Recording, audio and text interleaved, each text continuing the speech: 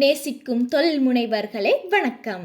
GST பதிவு இந்த பேரை கேட்டாலே நிறைய பேருக்கு பயமா இருக்குது. ஆனா உண்மையிலேயே இது ஒரு எளிமையான செயல்முறை தான். இன்னைக்கு நாம ஜிஎஸ்டி பதிவு எப்படி செய்யறது அப்படிங்கிற முழு விளக்கத்தையும் பார்ப்போவாங்க. ஜிஎஸ்டி பதிவு செய்யறது அப்படிங்கிறது உங்க வணிகத்தோட அடையாள அட்டை மாதிரி.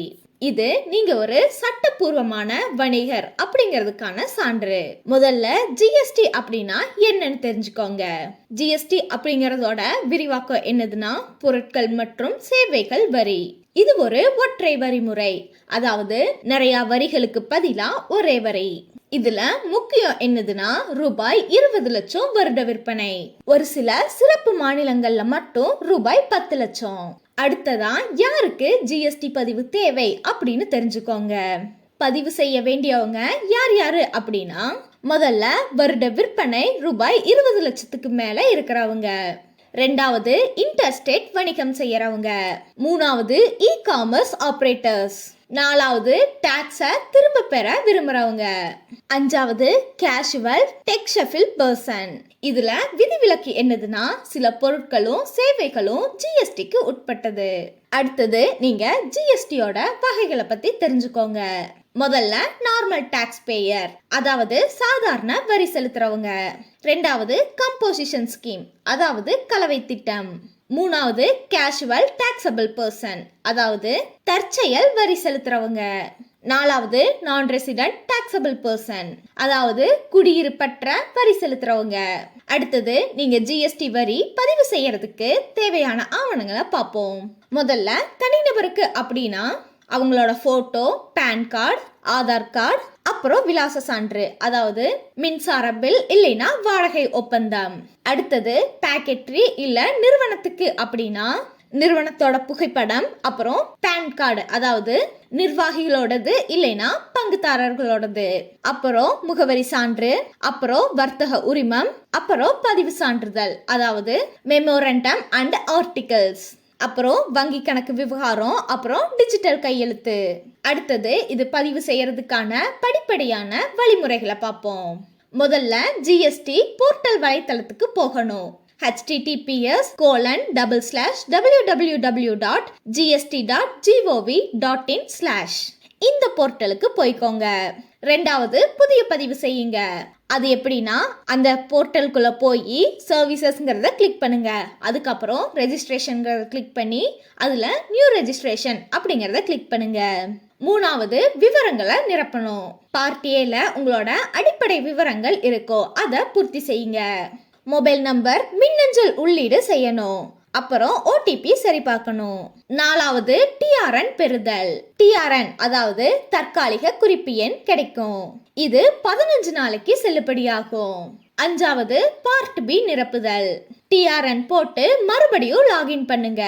அதுக்குள்ள 10 பிரிவுகள் இருக்கும், அது எல்லாத்தையும் நிரப்பணும்.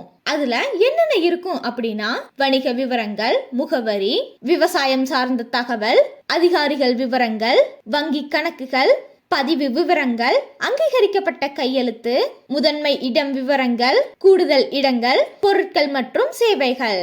இது எல்லாத்தையும் பூர்த்தி செய்யுங்க. ஆறாவது ஆவணங்களை அப்டேட் செய்தல். தேவையான ஆவணங்களை பிடிஎஃபாவோ இல்ல ஜேபிஇஜி ஃபார்ம்லயோ அப்டேட் செய்யணும். ஒவ்வொரு ஆவணமும் ஒரு எம்பிக்கு குறைவா இருக்கணும்.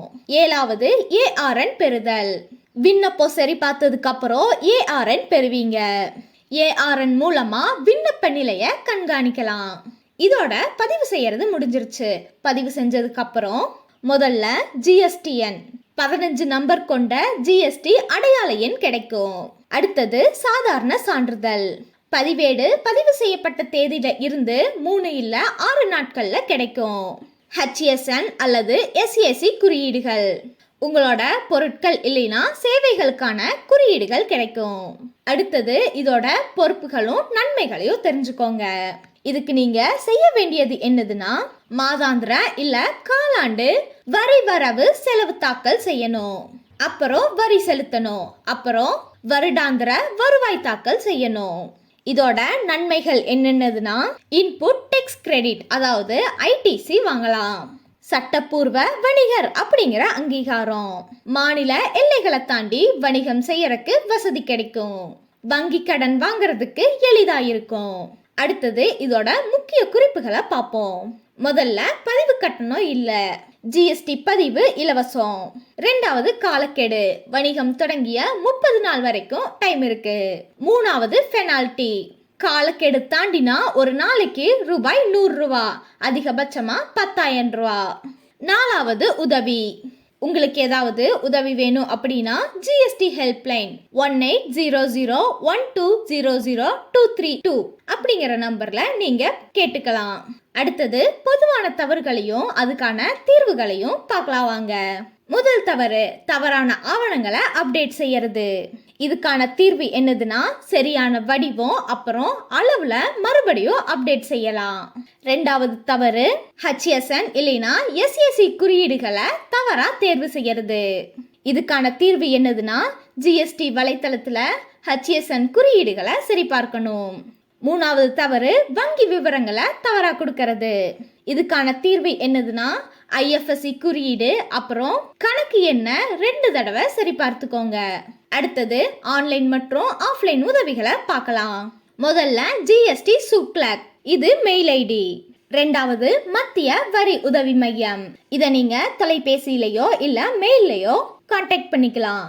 மூணாவது ஜிஎஸ்டி பிராக்டிஷனர்கள், இவங்க தொழில் முறைக்கு உதவி பண்ணுவாங்க. நாலாவது சிறு வணிக கூட்டமைப்புகள், அதுக்கான இலவச ஆலோசனைகளும் கிடைக்கும். இந்த மாதிரி ஜிஎஸ்டி பதிவு செஞ்ச ஒரு ரியல் லைஃப் எக்ஸாம்பிள பார்த்துருவோமா? ரவி அப்படிங்கிறவரு சென்னையில கிராஃப்ட் ஸ்டோர் வச்சிருந்தாரு. அவரோட வருட விற்பனை ரூபாய் 25 லட்சமா இருந்துச்சு.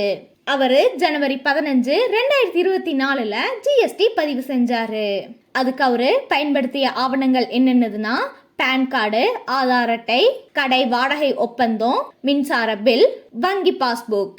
அவரோட செயல்முறை நேரம் என்னதுன்னா 7 வேலை நாட்கள். ஆனா இப்ப ஐடிசி மூலமா மாசம் ரூபாய் 15 லட்சம் சேமிக்கிறாரு. இதுல நீங்க தெரிஞ்சுக்க வேண்டிய முக்கிய விஷயங்கள் என்னென்னதுன்னா முதல்ல ஜிஎஸ்டி பதிவை இலவசமாகவும் ஆன்லைன்லயும் செய்யலாம். ரெண்டாவது சரியான ஆவணங்கள் தயாரா இருந்தா 1 வாரத்துல முடியும். மூணாவது பதிவு செய்யறது வரி சேமிப்புக்கு வழிவகுக்கும். இன்னைக்கே நீங்க பண்ண வேண்டிய 3 விஷயங்கள் என்னென்னதுன்னா முதல்ல தேவையான ஆவணங்களை ஸ்கேன் பண்ணுங்க. ரெண்டாவது ஜிஎஸ்டி போர்ட்டல்ல பதிவு செய்யுங்க. மூணாவது டிஆர்என் எண்ண பெற்று பார்ட் பி நிரப்ப தொடங்குங்க. நண்பர்களே, ஜிஎஸ்டி பதிவு செய்யறது பயமுறுத்துவதற்காக இருக்கலாம், ஆனா இது உங்களோட வணிகத்தை முறைப்படுத்தும் முதல் படி. ஞாபகத்துல வச்சுக்கோங்க, சட்டப்பூர்வ வணிகரா இருக்கிறது பெருமை, சுமை அல்ல. இந்த வீடியோ உங்களுக்கு பயனுள்ளதா இருந்தா லைக் பண்ணுங்க, உங்களோட வணிக நண்பர்கள் கூட பகிர்ந்து கொள்ளுங்க. ஜிஎஸ்டி பதிவு செய்யறதுக்கு உங்களுக்கு என்னென்ன தடை வந்துச்சு அப்படின்னு கமெண்ட்ல சொல்லுங்க.